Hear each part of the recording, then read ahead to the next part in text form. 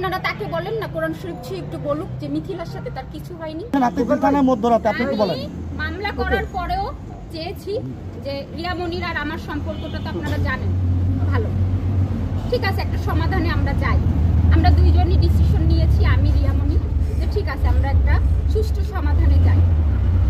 কালকে যখন উনি সাংবাদিক সম্মেলন ডেকেছেন হিরো আলম আমার সাথে যোগাযোগ করে, দেখো তোমার বোন কি বলে, রিয়া মনিকে সবসময় বলে আমার বোন। আমি বলছি তাহলে আপনি আসেন, আমরা দেখা করে এক জায়গায় বসে কথা বলি। পরে উনি ওই যে কাদেরিয়া আছে না, কাদেরিয়া, ওখানে আমি রিয়া কথা বললাম দুপুরে। কথা বলার পরে হচ্ছে সে আপনার বললো ঠিক আছে আমি সাংবাদিক সম্মেলন করব না, এই পর্যন্তই বন্ধ, আমরা পরে আস্তে আস্তে সব ঠিকঠাক করে নেব। আমাদের সাথে কথা বলে যেই সে সাংবাদিক সম্মেলনটা করে, তাহলে আমাদের সাথে দেখা করার মানেটা কি?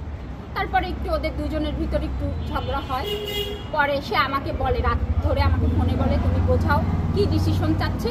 পরে এক পর্যায়ে আমি তার সাথে কথা বলতে বলতে বলছি কি তাহলে তুমি আসো তোমার সাথে কথা বলি। আমি আসলাম, আসার পরে হচ্ছে আপনার ওই যে মহানগর একটা রেস্টুরেন্টে বসলাম কিছু সময়, বসার পরে ওখান থেকে চলে গেলাম হচ্ছে আপনার হাতিরঝিল, যে হাঁটলাম ওখানে লোকজন দেখেছে। রেস্টুরেন্টে আপনার সিসিটিভি নেন, কাদেরিয়ায় সিসিটিভি নেন। আমার এই মিথিলা একটা কথা যদি, হ্যাঁ প্রথম দিন সাংবাদিক সম্মেলন করেছিলাম আমি অসুস্থ, কোনোদিন আমি তো মিডিয়ার মেয়ে না, ক্যামেরা আসেনি, কথা তো উলট পালট হবেই। পরে কথা বলতে বলতে রিয়ার সাথে কথা হয়েছে, রিয়া তাকে কন্ডিশন দিয়েছে মিথিলাকে স্বীকৃতি না দিলে আমি তোমার কাছে ফিরবো না।